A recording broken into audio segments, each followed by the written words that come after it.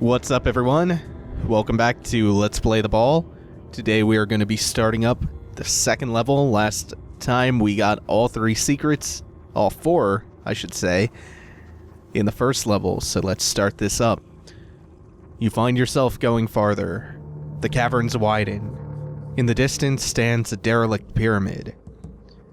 Using the ball, you have no choice but to solve another set of elaborate puzzles. At least the game is honest about what it is. It is here where things get progressively worse. Inexplicably, you realize that you have to now contend with the reanimated bones of mummies. Spoilers, game! Damn. So I believe in the second level of the game, we have 6 secrets in total. Yes, 6 secrets. And in addition to that, as you can probably tell from the number of secrets increasing, this is going to be a much, much longer level than the first level. I think it's about twice as long as the first one.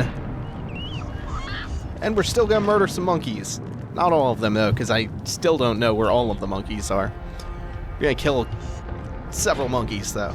Just get all of them. Ah! The way ahead is shut, entombed forever by the people of the Talon Banner.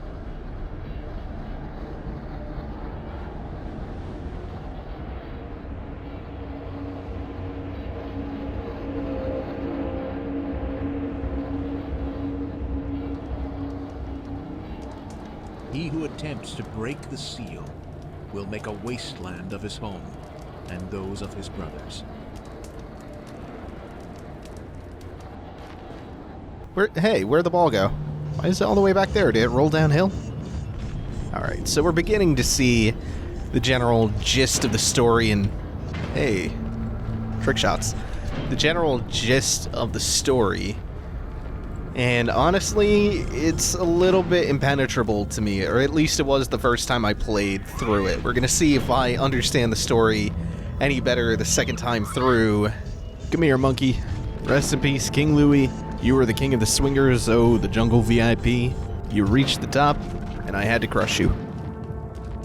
First time I played through, I mean, the general gist is pretty heavy-handed. Anything beyond that, though, I found to be a little bit incomprehensible, and I don't know if it has to do with the storytelling style, my lack of understanding of the fact that this game is thoroughly steeped in Aztec and Mesoamerican lore and information and history. That probably doesn't help.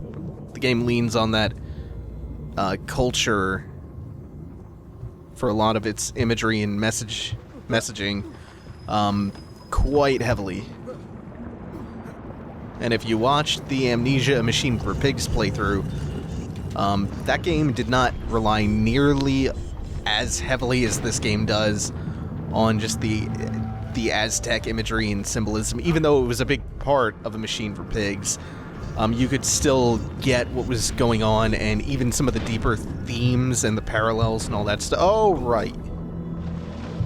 Without having a very broad background in Aztec culture and history. I am very lucky I did not impale myself on those spikes. Oh, I was caught up on the pottery. It's problematic. That'll drain the water, and that'll allow us to drag the ball through this newly opened doorway. And I think coming up, we're about to be introduced to a new mechanic. No. Scary mummies. And bugs. No, not bugs. Nondescript bugs, even. I always thought that was a cool effect. I rather like this little puzzle, where you have to use the ball to shield yourself from these wooden darts spraying across the screen. I always thought it was a inventive little use for this giant orb that we're toting around. Cool little application for it. So we will, instead of going across, push it across, because we can't be shielded from both sides.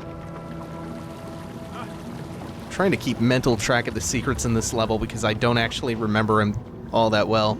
I know there's one we're going to have to backtrack for, and I just have to remember where that little backtracking is going to be. Otherwise, we could be in some real trouble. That opens up this passage down here.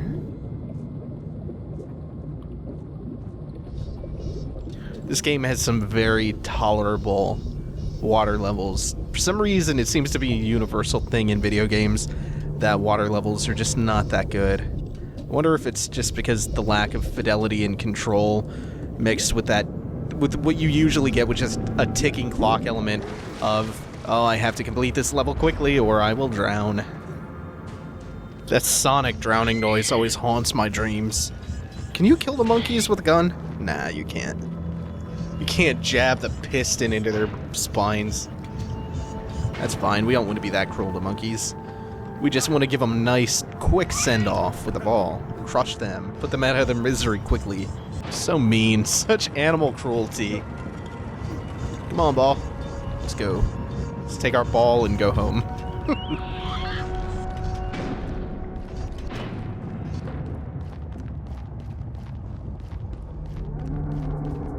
Rather like the atmosphere of this. Oh, out of the way, ball. I think around here is where the first secret is. Oh no, you go into the alcove a little bit more. If I'm right, there should be an elevator just out of this corridor, right? Stairway leading up. Yeah, here it is. Okay, good. This is the secret that I was worried I was going to forget about. More so than...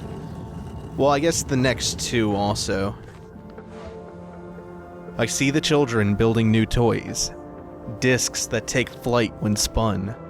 I see men boring holes in the hardest rock. Harvesting powders from beneath the world. Powders that ignite and rain destruction I only imagine Talok capable. Metals make baste for our mortar. The Altepidal murmurs and steams. Water spouts in every home. We are no longer forest people. Sounds like, I think Altepidal, is Altepidal a city-state? Or like, oh, the word for city-state? Sounds like it's telling the tale of the advancement of an Aztec civilization. Speaking of advancement, though, we are going to go back out into this corridor because that opened up a new passageway for us to drag the ball through. A new area. So that we can now advance. Radio. This is another cool little mechanic they're about to introduce us to. See this big lake? Well, that is all bubbling pitch. We're going to roll the ball around in here, and we're going to get it all coated in tar. And then we are going to create a trail to this big flammable wooden gate. Ah! We are going to catch ourselves on fire. Unintentionally. And that's going to ignite a fuse. You see a little flaming pot up there.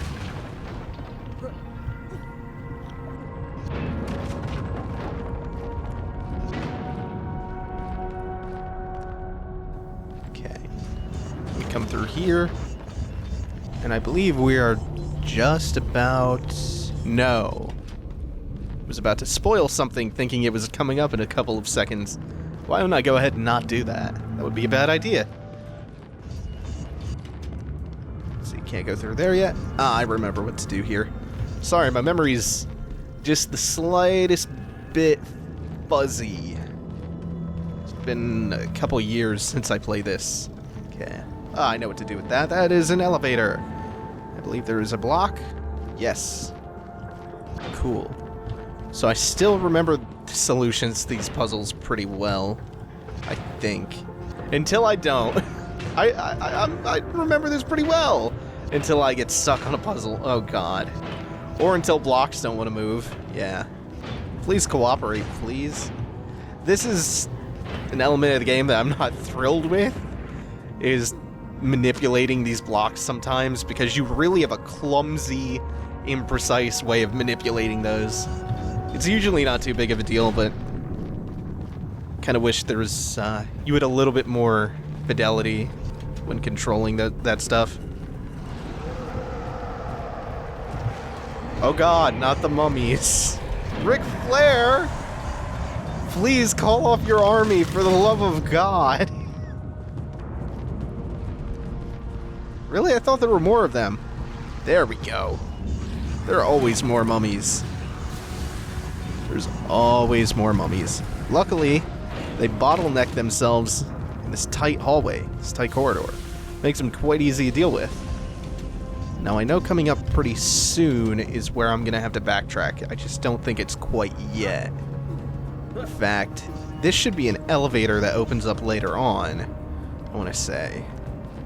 I just have to always keep that in mind because I will forget to backtrack, and that will absolutely screw me up. Gonna bunny hop here. Oh, gonna bunny hop the complete wrong direction. Yeah, you do seem to go a little bit quicker when you bunny hop. Which is an attribute I normally attribute with, oh, there's more mummies. I don't have my ball. Where's my ball? Where's my ball? It's an attribute you usually attribute more towards Source games. Then again, I'm way too far removed from Unreal Tournament and the Unreal Engine to remember if bunny hopping was a common trait in Unreal Tournament. Or a common technique, I should say. Huh. They really don't seem to be that aggressive. Oh, no. Going over here to knock this platform down. There we go. Yeah, and the sliding block crushes all of them. Okay, first we want to attach it and then drag it over just a little bit. Detach it. Can I make that jump with it like this?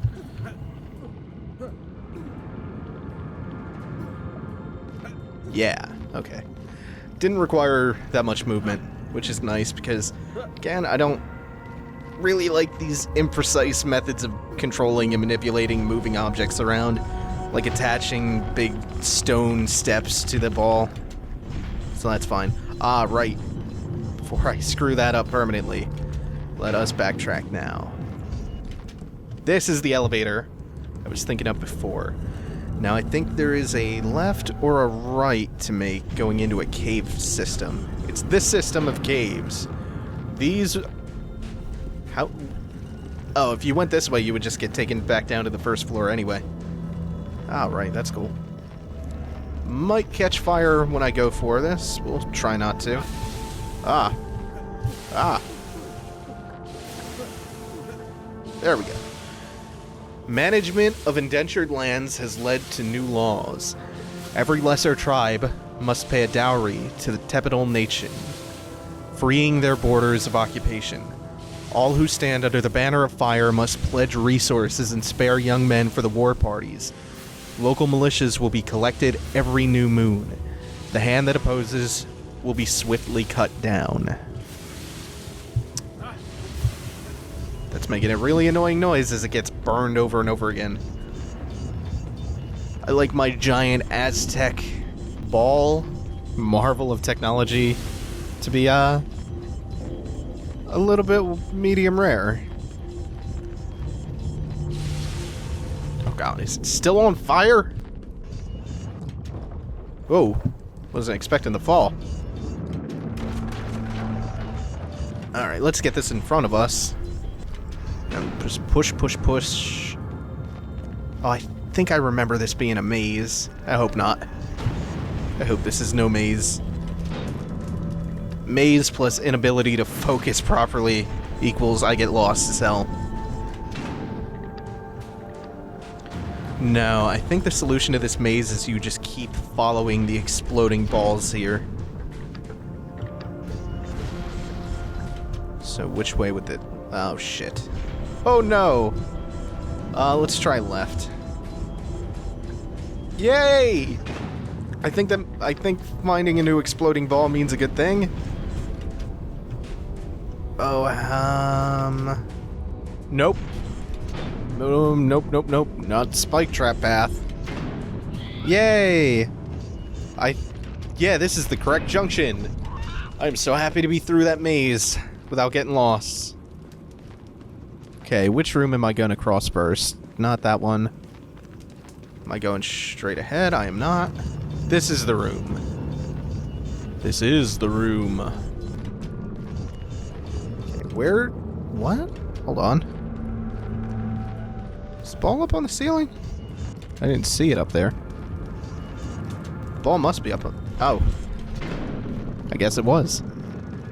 Yeah, I love these rooms. They're like giant bouncy castles. Oh, they're good old-fashioned fun. No, come to me, ball. Come to Butthead.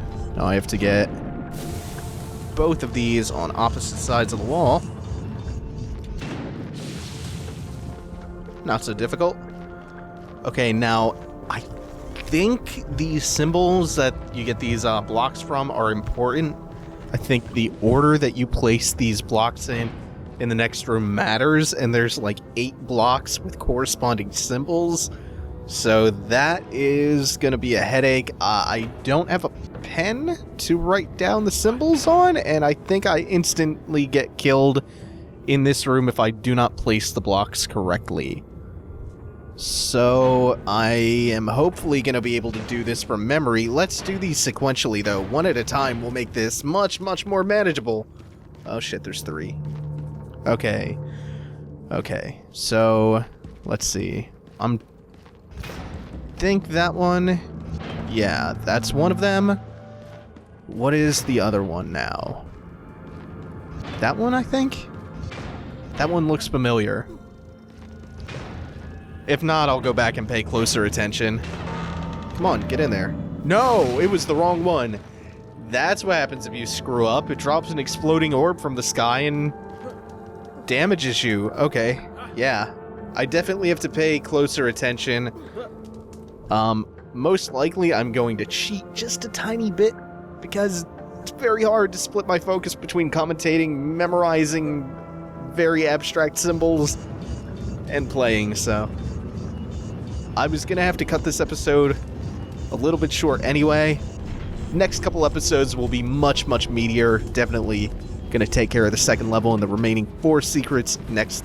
For now, though, I am gonna cut the episode here. Thanks for watching, everyone. Take it easy. Have a good one.